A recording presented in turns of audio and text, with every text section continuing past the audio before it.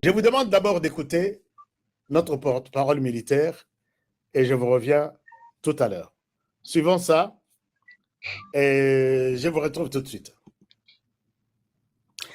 J'étais en train de dire que j'ai suivi l'élément, les premiers éléments que j'ai suivis en vidéo, ça vient du M23.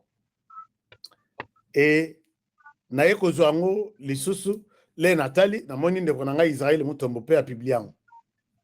Suivez de quoi il est question et je vous reviens tout à l'heure.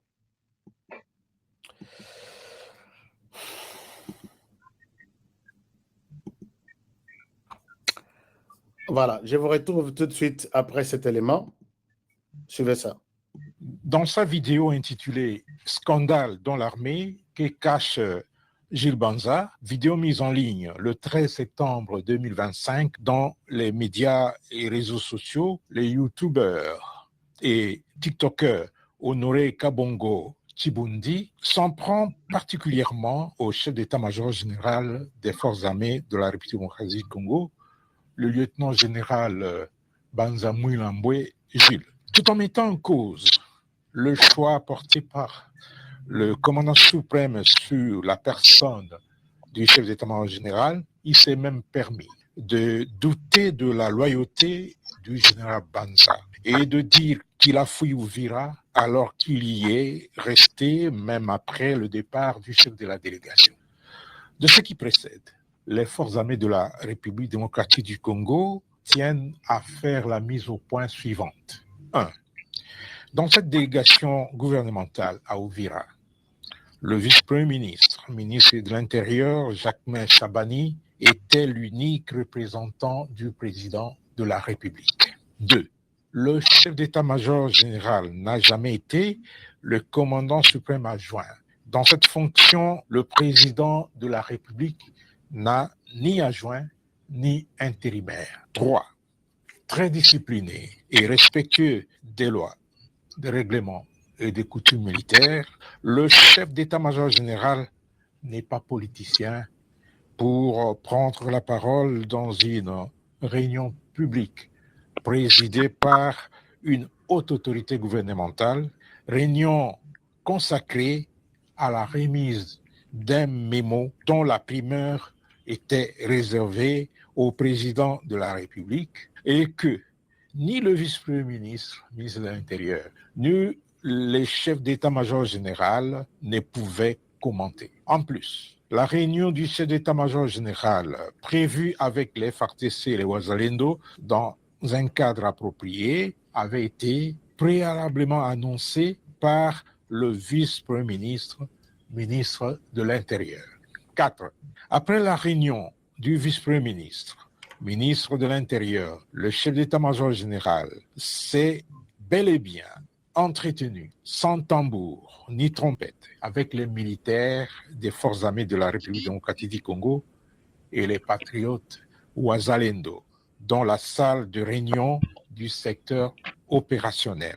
Un cadre idéal pour les rencontres de ce genre. Honoré Kabongo aurait peut-être souhaité voir ses contacts présents avec caméra et micro pour renseigner l'ennemi. Qu'il sache que les questions de défense et de sécurité ne se traitent pas devant tout le monde, moins encore sur la place publique. À ce sujet, Honoré Kabongo n'a pas de leçons à donner à l'armée, surtout qui n'a aucune notion de base sur le service militaire. 5.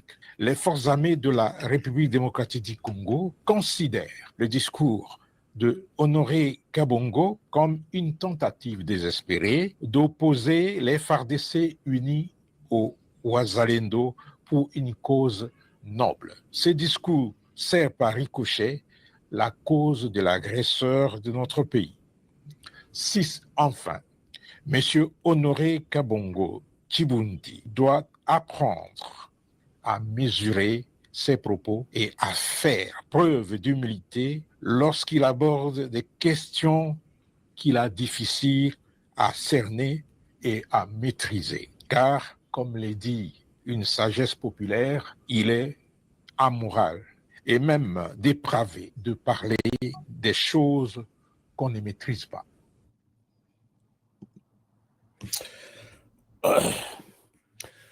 Voilà, chers amis, vous avez suivi cette vidéo et c'est une mise au point de notre porte-parole militaire. Je voudrais ici, je ne souhaite pas m'expliquer. Ça, c'est une précision que je donne à ce sujet. Je ne souhaite pas entrer en confrontation avec notre armée. Je dois préciser ça. Mais je voudrais ici juste souligner un truc que moi, personnellement, je n'ai pas aimé. Le problème est que j'avais souhaité que notre porte-parole militaire, quelque part, il semble dire que j'ai fait comme si je donne l'impression de donner, d'appuyer l'ennemi. Je pense que mon général, avec beaucoup de respect, peut-être renseignez-vous auprès de gens, de certaines personnes qui me connaissent. Je peux trahir tout, sauf trahir la RDC. Je peux tout trahir, sauf trahir la RDC. J'ai eu des occasions de pouvoir dire, je suis quand même Hutu, Nazana famille, Nazana Bana, je peux aussi me faire une vie.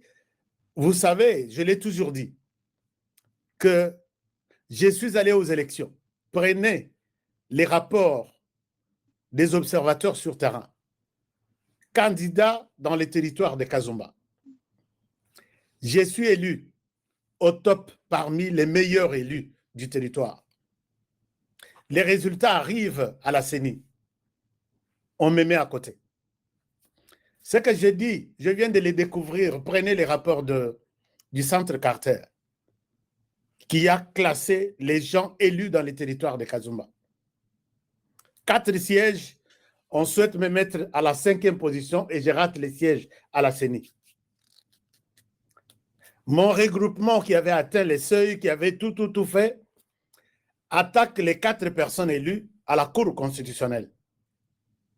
La Cour constitutionnelle regarde sur la situation de Kazumba qui a pris beaucoup de temps puisqu'on a tripoté des choses. On enlève une personne. Sur les 4 qui avaient des sièges, on enlève une personne. Moi, je suis 5e. Au lieu de prendre les sièges, 5e siège, on a 4e place et Tikali vide. On prend les sièges de la 5e personne, on donne à la 28e personne sur la liste avec moins de 1000 voix. Et ici, c'est le jour où j'ai reçu des sollicitations. Il y a M23 qui m'écoute même en ce moment, puisque c'est de l'injustice, tu ne mérites pas ça, on a vu tout le monde, puisque les PV sont là qui ont été déposés à la Cour constitutionnelle. Sur les PV, les gens qui ont été publiés, ils avaient moins de 300 voix, 400 voix, 900. Moi, j'en avais 14 000. Les PV sont là, tout est là. Mais on préfère que ce soit à la CENI, que ce soit à la Cour constitutionnelle, de m'écarter dans les 4 sièges prévus. Si moi, j'avais l'intention de dire que non, j'ai mérité, j'ai dépensé de l'argent, je dois, ils ont dit, c'est une occasion, c'est de l'injustice, viens, rejoins-nous. Je dis, je peux tout trahir, sauf trahir la RDC, à cause qu'on ne m'a pas donné un siège. Je n'ai aucune intention, moi, je ne le ferai jamais. C'est pourquoi vous me voyez par moment porter la tenue militaire. Dans la culture américaine, si vous portez la tenue comme ça, vous appuyez votre armée. J'ai toujours été, chaque jour, j'ai dit, priez, soutenons l'armée congolaise. Je suis allé suivre le travail de l'armée congolaise. J'ai passé des nuits avec les militaires ensemble à Kitona. J'ai visité les militaires partout à travers la RDC. Et je sais quoi dire pour ne pas frustrer notre armée, quoi dire pour ne pas rendre notre armée tout exposée en haut, et pas Yabangona, puisqu'ils ne sont pas des saints. Mais dire, m'accuser aujourd'hui que j'ai l'intention de donner des béquilles à l'ennemi, j'accepte. J'accepte tout ce que vous pouvez dire, mais je n'ai pas cette intention-là. Et je ne l'aurai jamais. je ne le ferai jamais. À chaque fois que je termine mon émission, je dis protégeons la RDC, protégeons le président de la République, protégeons les missions, nous protégeons aussi l'armée congolaise. Je considère notre armée comme une dent pourrie.